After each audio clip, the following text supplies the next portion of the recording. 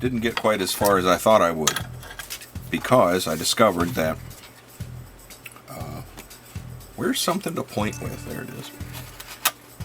This trim, actually no, let's look at it on this side. This trim stops there, so there's no need to continue on that, to continue that further. I thought I needed to. However, there is a portion of this missing on the inside, which would have been right here on the original kit. So I need to duplicate that shape, which is kind of a scalloped strip. It's got a radius in there. So I'm thinking I'm either going to anyhow, I'm getting ahead of myself. So that's a scalloped strip that needs to be placed in there. And then up here, I'm just gonna, as you can see, I've kind of molded that to kind of blend into that to that hump there. So this comes around, that radius goes around to the back and then continues on the other side. It's not quite as pronounced on this side. Hopefully no one will notice that. Oh, and I've gotten rid of most of that Sharpie mark.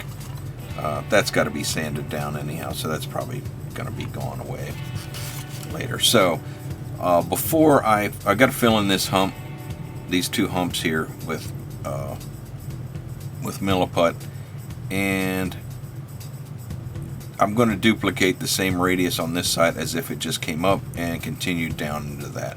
I could run it out here flush with that, but I don't know that I'd like that look, because this is raised. I want it to be raised all the way up until it fades out at this point here where everything else kind of comes together.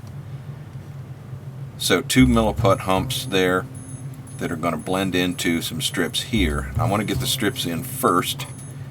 That way I've got something to blend into once I get the milliput on there, because there's going to be space probably underneath of the strip to cram some milliput and have all that blend in.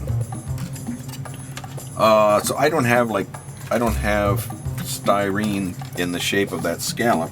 I don't know that it's even made. But what I'm going to try to do is make some out of this. That's channel. I didn't want channel. I got it. Okay. I want to make some out of this angle. Oh, I know what confused me. I put a hunk of channel in with that angle. That shouldn't be there. So I'm going to look at angle first.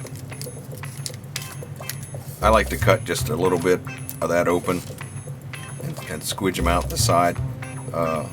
That way I can hang them up if I need to, because I still got the hole. Right now I've got these in drawers. I don't know that I've got that far in my tool tier videos, but they're in plastic drawers. I've got them separated by square hunks and L-shaped and channel and round and tube, so that I know where it's at. And I think it takes up less room than hanging them up on a piece of pegboard. But that's a discussion for another day. So this piece I could slide in there. That looks to be about what I want, actually. A little bit bigger, which is cool because I can trim that back. So I can put that in there, and then I can either file that same scalloped edge into this, or I can oh, I know what will happen is I'll put a thin snake of milliput in there, and then I can shape it from there. Yeah, that's what I'll do. Okay, so I'm going to cut a cavity for this to fit into that'll be flush with that. Yeah, that's how I will do it. Now the question is, how am I going to cut that cavity? I guess I'm going to have to carve it away.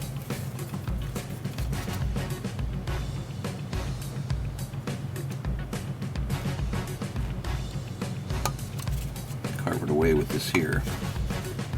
Blunt nosed. This is a tiny little blade. It's a number 15. And I've only got one of them. I found it in a box of stuff that I bought. The guy had a bunch of scalpels. The only problem was they were all out of their packages, and they were rusty. But I got a ton of them, and most of them were this size, which is kind of the same. But you know, that's pretty big. Anyhow, I found one of these. This is a number 21, if you're interested. And I found one of these number 15s, and I've used it quite a bit. It's good for cutting into spots. It's strong as all get out because it has that extra lip on the back of it, and it can be used as a chisel too because that angle is blunt enough that you can get into places that you ordinarily wouldn't. So one day maybe I'll look around and find some more. These are made by BP. Maybe one day I'll find more of them. But like I said, this one's so robust, I don't really need any more, I guess. I can have sharpened this dozens of times. And if I got desperate, I could... Are these? Yeah, if I got desperate, I could just grind one of these blades out of one of those.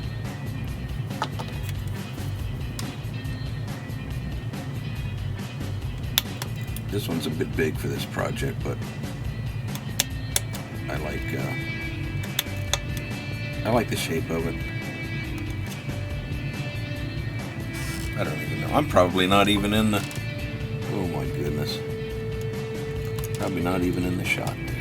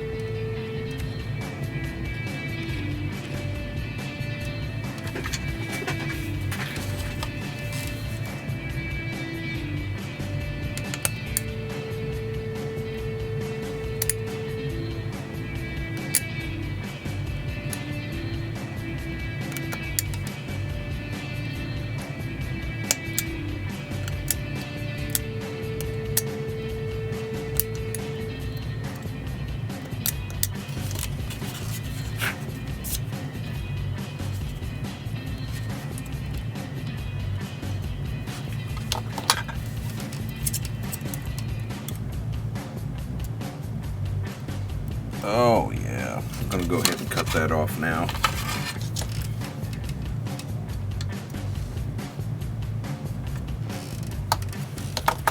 So that I can gauge my progress. First I gotta get it to stick up there. Come here. Dang on.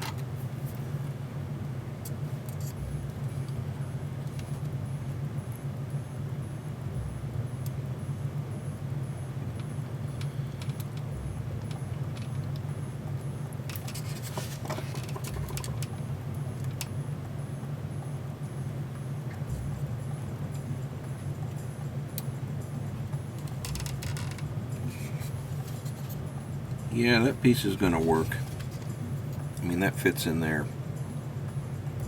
very nicely as it is. I am going to try to get this a bit... Ooh, look at the gunk under my fingernails. Gross. I am going to try to get that square.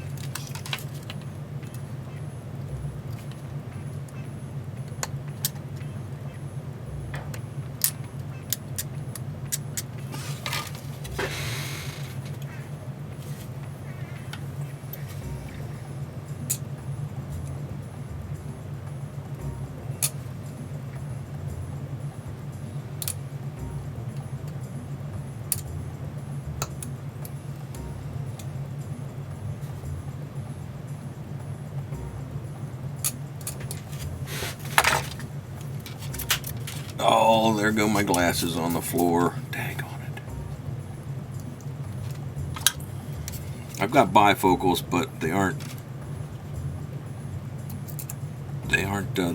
allow me to get as close as I need to. I'm better off at close distances with the old naked eyeball.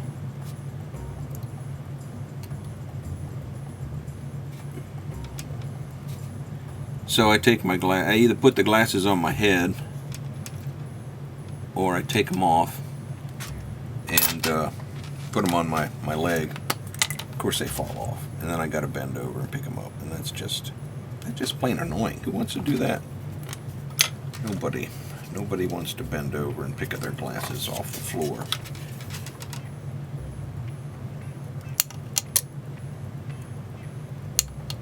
Some of this area is pretty darn tough because I jammed super glue in it and then poured a bunch of baking powder over it, or baking soda, I don't know, whichever is which. And that's a good way to fill a gap, but it's going to be tough.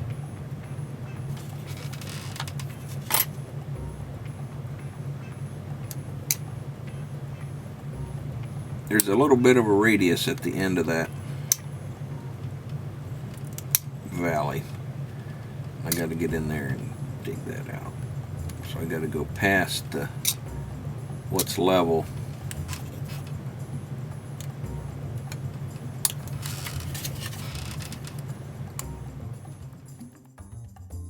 Party.